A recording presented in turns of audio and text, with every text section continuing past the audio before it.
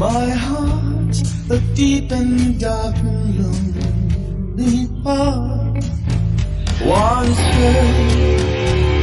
and waits for after dark, after dark, after dark, after dark.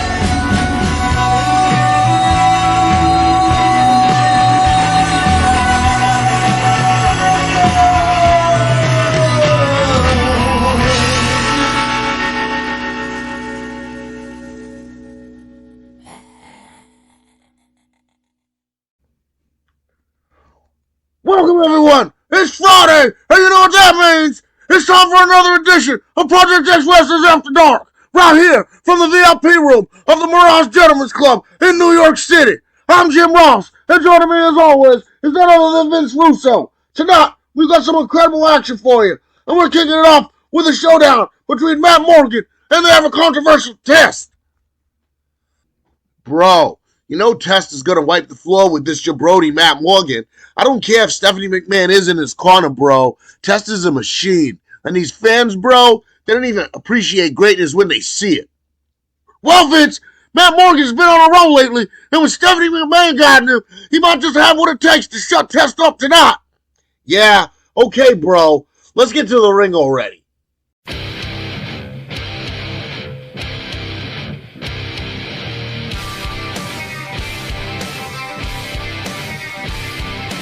The following contest is scheduled for one fall. Introducing first, accompanied to the ring by Stephanie McMahon from Fairfield, Connecticut, weighing in at 320 pounds, Matt Morgan. The crowd erupts as Matt Morgan makes his way to the ring, and Stephanie McMahon confidently walks beside him.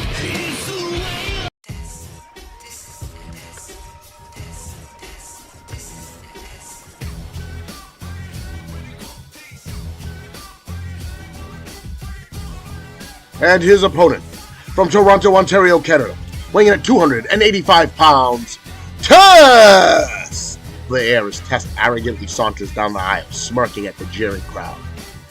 Test looking as cocky as ever, and you have to wonder if he's maybe underestimating Matt Morgan here tonight. Underestimating? Bro, please. Test could wrestle circles around Morgan without taking a nap. The bell rings and both men circle each other before locking up in the center of the ring.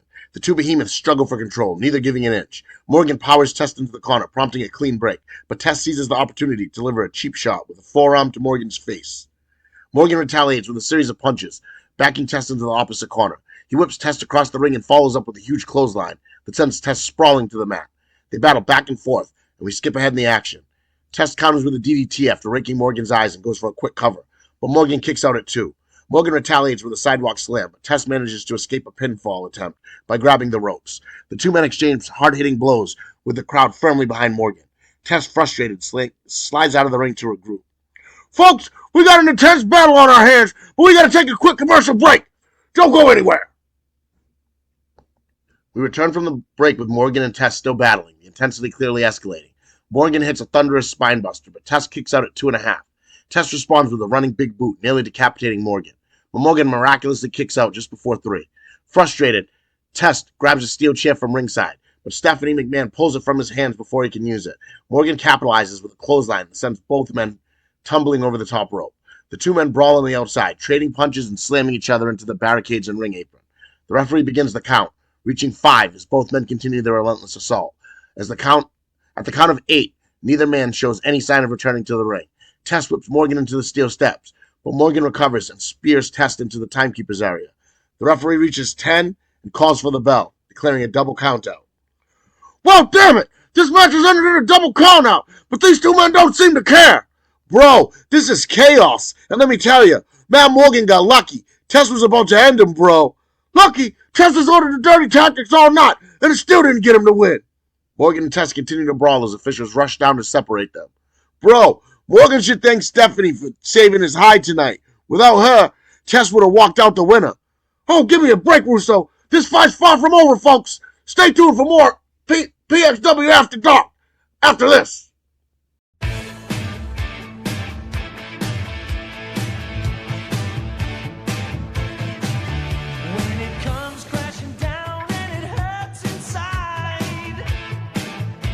Hulk Hogan made to the ring, decked out in red and yellow, cupping his ear to the crowd's cheers. He stops and poses for all the fans before finally grabbing a mic.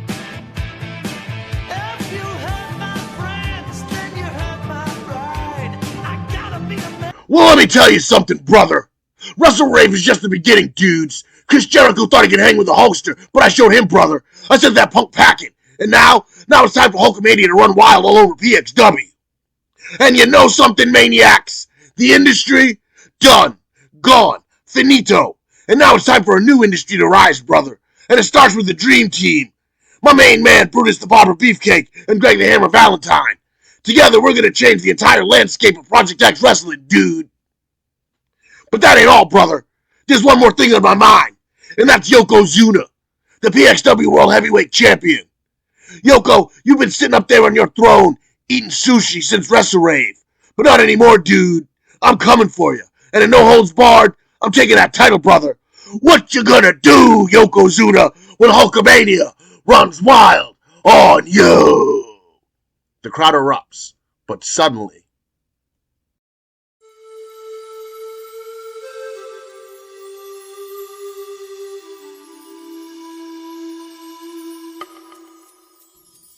Sonny Ono walks out, smiling smugly, holding a signature fan in hand as the crowd boos. He enters the ring and grabs a mic. Hogan's son, please. You think you can defeat Yokozuna? You? You don't even deserve to be in the same arena as him, let alone challenge him for the PXW World Heavyweight Championship. Listen here, brother. I've body slammed giants. I've headlined WrestleManias. I've carried this business on my back for years, dude. And Yokozuna, he's a coward, brother. He's hiding behind you in the Dragon Clan Dojo.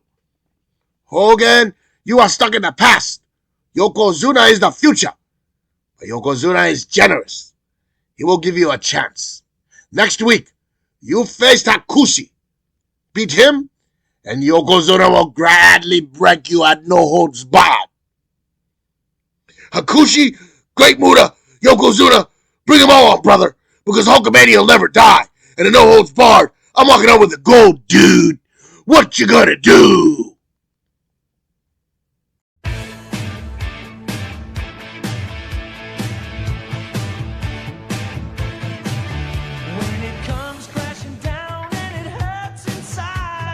Hogan drops the mic as his music hits. Sonny Ono shakes his head, smirking as he leaves the ring, while the crowd chants, Hogan! Hogan! As we fade to commercial break.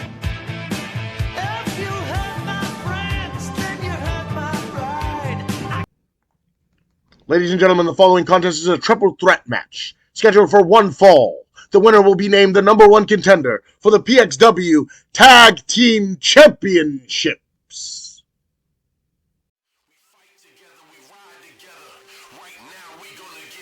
Chain gang is the clip. It's trademark the truth. This is basic thugonomics. I'm raining fire like Apache helicopters. Introducing first, accompanied to the ring by John Cena, Conan, and K-Quick, the Chain Gang! The crowd erupts as Conan and K-Quick burst through the curtain, full of energy. John Cena walks behind them, hyping up the fans. They slide into the ring, throwing up their signature signs. Cena claps them on from ringside.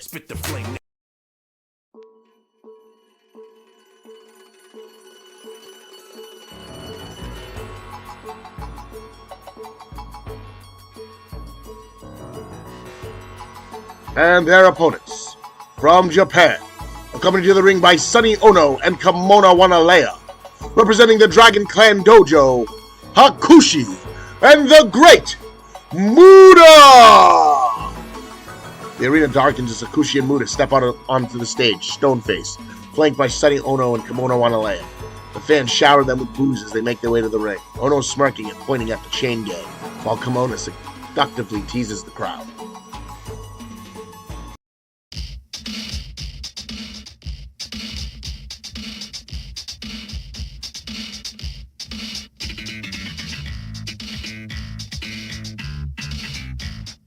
And their opponents, from Sarasota, Florida, Brutus, the Barber Beefcake, and Greg, the Hammer Valentine. the Dream Team! Beefcake and Valentine stride down the ramp, pumping their fists. The veterans look determined, staring down their opponents as they enter the ring. The match begins with one member from each team in the ring. K-Quick, Hakushi, and Beefcake start things off. K-Quick immediately uses his speed, ducking a clothesline from Hakushi and delivering a spinning heel kick that catches both opponents. He tags in Conan, who rushes in, nailing Beefcake with a rolling thunder lariat. Hakushi retaliates with stiff strikes, hitting the ropes and taking Conan down with a handspring back elbow. The action is fast and furious as the match progresses, each team rotating in and out as we skip ahead. Kimono Wanalea suddenly climbs onto the apron, seductively dancing and unbuttoning her top, distracting everyone, including the ref. The fans are going wild as she continues, but before she can go too far, the ref regains his composure, grabs a towel, and throws it over her. He then aggressively points to the back, ejecting Kimono from ringside. The crowd boos and cheers at the same time as security escorts her out. For the love of all things decent, get her out of here! We're trying to have a match, not a burlesque show! Bro, what is this referee's problem? This is a gentleman's club, bro! Let the girl dance! The fans paid to see a show! What a disgrace, bro! This is a wrestling match, damn it! Folks, we gotta take a quick break, and hopefully we'll have some wrestling when we get back! Back from commercial, the match is escalated. Beefcake has Hakushi in a sleeper hold, but Muta breaks it up with a stiff kick to the back. Conan and K-Quick work in tandem, clearing the ring and sending Muta to the outside. Sonny Ono shouts instructions as Hakushi manages to hit a rope-assisted enziguri on Valentine. The match spirals into bedlam as all 6 men brawl in and out of the ring. Muta re-enters and blindsides Valentine with a thrust kick. As the referee is distracted with K-Quick and Beefcake, Muta suddenly sprays the green mist into Valentine's eyes. Valentine stumbles around blindly. Conan seizes the moment, clotheslining Muta out of the ring, while K-Quick rolls up the blinded Valentine. The referee turns to count 1, 2, 3. Here are your winners, the Chain Gang!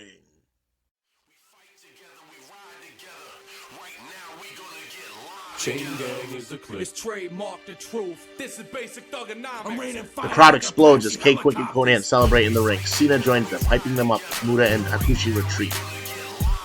Furious at the loss, Sonny Ono berates the referee while Valentine tries to wipe the mist from his eyes, fuming. Justice prevails tonight! The Chain Gang's heading to the PXW Tag Team Championship match! And let me tell you folks, they earned it! Bro, this is ridiculous. That was highway robbery. Muta had this match won, bro. And another thing, why the hell was Kimono ejected? That changed everything. What a joke. Oh, give me a break, Russo. The Rock team won. And I'll tell you this, the PXW Tag Champs better be ready, because the Chain Gang is coming for them. We'll be right back. I'm all grown up now, and I listen and learn the true star, and I'm finally getting my turn. Took my L, earned my spot. I'ma be here for a minute, sonny boy, if you like it or not. Why you think about chicks and on the way to the ring, walking tall with the PXW Divas Championship draped over her shoulder is Stephanie McMahon. She's flanked by her new associates in Titan Sports, Matt Morgan, the team of High Energy, Coco Beware and Jim Neidhart, and Sexton Hardcastle. The energy in the room is palpable as she lifts the mic to speak. You know, it feels damn good to stand here in front of all of you tonight, still your Divas champion. Wrestle Rave was a battle, but I did exactly what I said I was going to do. I walked in as champion, and I walked out as champion. And more importantly, I got rid of Stacy Keibler once and for all. She thought she could take my title, but she didn't have what it takes. And now it's time to look ahead, because this year is going to be bigger than ever for the PXW Divas Championship. And I'm not just proud of myself. I'm proud to be standing beside the future of this industry. Titan Sports, High Energy, Sexton Hardcastle, Matt Morgan. These men are the next generation. And with them by my side, there's nothing that can stop us. This year, I want to take this championship to the next level. I want to defend it against the best in the world.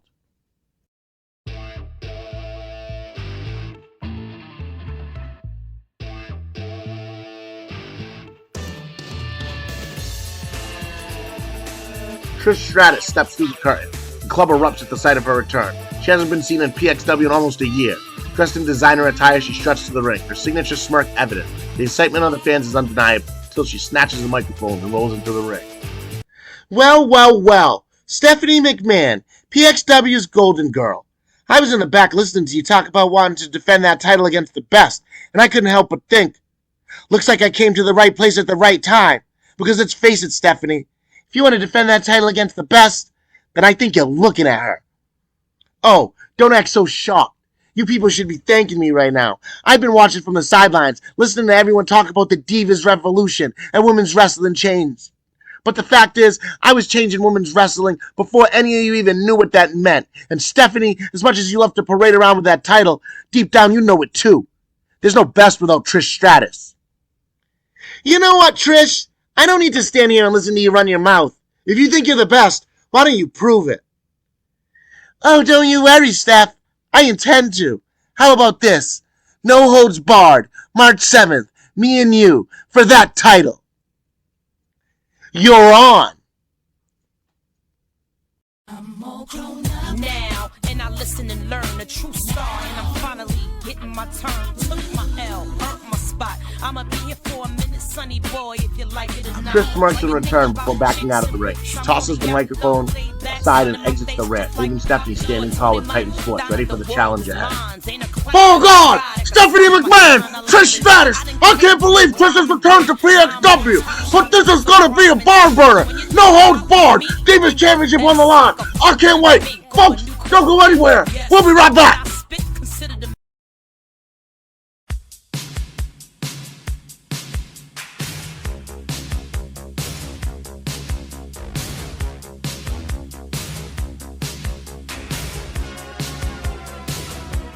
The scene opens in the champagne room of the Mirage Gentlemen's Club. The lights are dim, the bass is thumping, and the air is thick with cigar smoke. Strippers in barely their outfits drape themselves over the furniture as Marty Jannetty sits comfortably in a plush leather couch, a bottle of champagne in hand, and a lit cigar between his fingers. Surrounding him are the four horsemen, Lex Luger, Paul Orndorff, Barry Windham, and Arn Anderson, along with their manager, the legendary Bobby the Brain Heenan. Ladies and gentlemen, welcome to the wildest, craziest, and most downright sinful segment in all of wrestling radio, the Marty Party. And tonight, oh baby, we're celebrating in style, because I got with me the most dangerous crew in all of wrestling, the Four Horsemen. Bobby Heenan, my man, what made you bring these boys together? Marty, that's a great question. But let me tell you something, it's simple. Money, power, legacy. These four men right here, they ain't just wrestlers, they're winners, champions, legends in the making. And quite frankly, if you don't get a seat at this table, then you're not in the game. Fair enough, Brian, but come on, man, the Horsemen? That name comes with a lot of history, a lot of responsibility. Lex, you're the guy front and center here. How's it feeling taking on that legacy? Marty, let me tell you what it feels like. It feels right.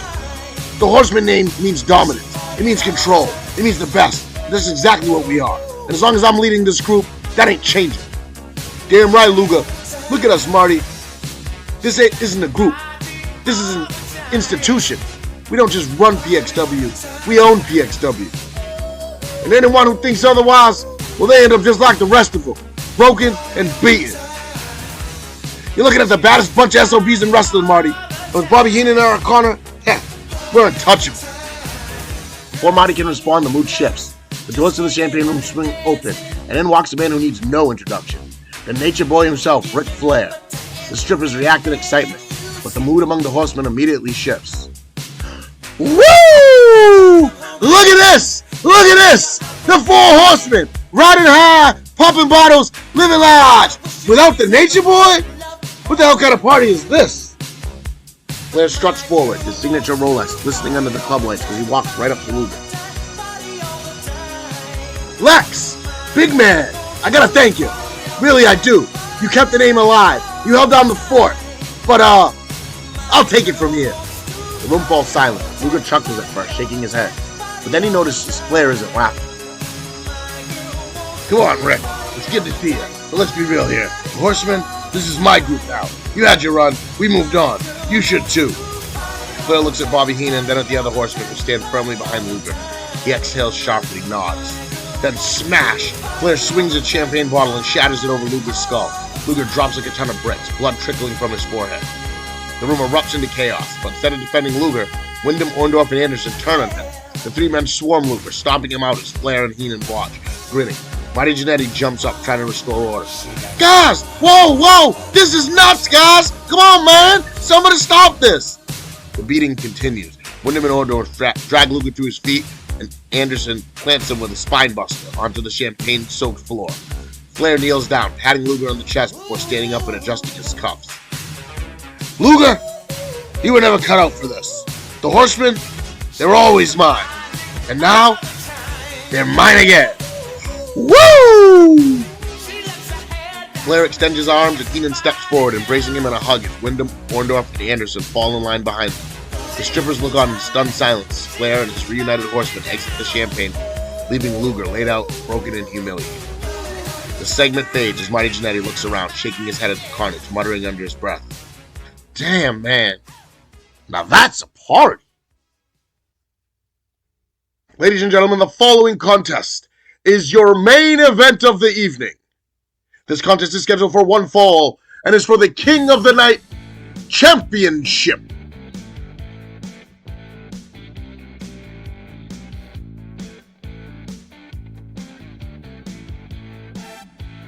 The crowd erupts as Dustin Rhodes makes his way to the ring, determination etched on his face. The crowd is deafening as he steps into the ring, soaking in the crowd's admiration.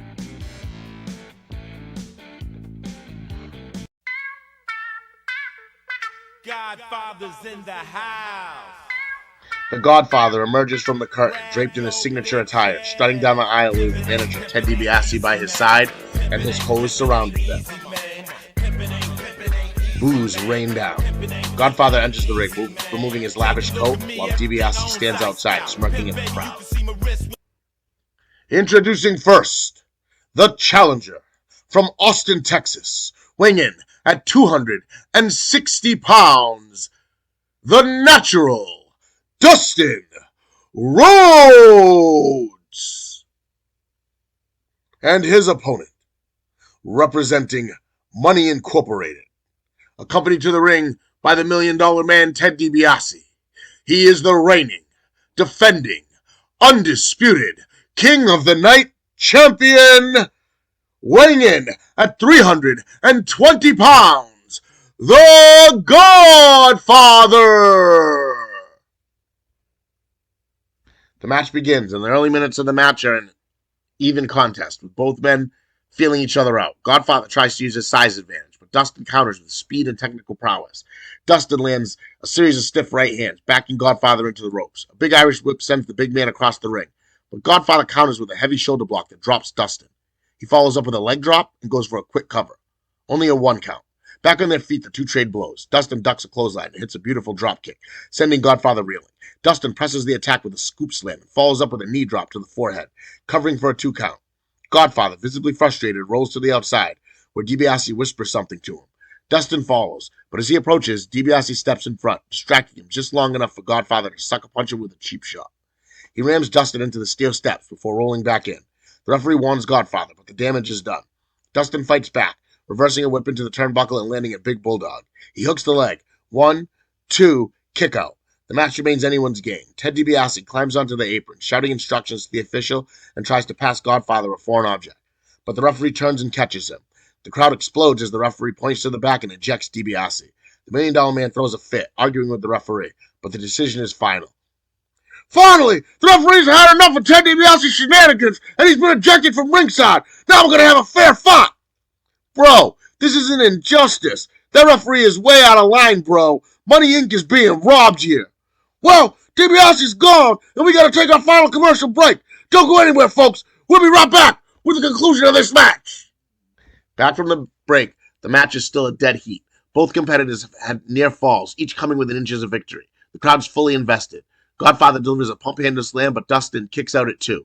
Dustin counters with a suplex into a snap DDT, but Godfather barely kicks out. The tension's palpable. In the final moments, Dustin attempts the curtain call, but Godfather breaks free, raking the eyes behind the referee's back. As Dustin stumbles, Godfather seizes the moment and drills him with a pimp drop. He covers. 1, 2, 3. Here is your winner, and still King of the Night champion, the Godfather! Oh, come on! That was a damn muggin! The Godfather stole this match with that cheap shot! Bro, it's called being smart, JR. Dustin had every chance in the world. He blew it, bro. The Godfather's just too good. Money Inc. keeps winning because they're better than everyone else, bro. Godfather stands tall, raising the title high as the fans boo. Dustin, still dazed, sits up in the ring, knowing he was wrong. Folks, we're out of town tonight, but next week, don't miss it. Ted DiBiase returns to in-ring action against Sexton Hardcastle. For Vince Russo, I'm Jim Ross. Good night, everybody. The show fades to black. Godfather and Money Inc. stand triumphantly on the ramp with the hose surrounding, leaving Dustin Rhodes to pick up the pieces.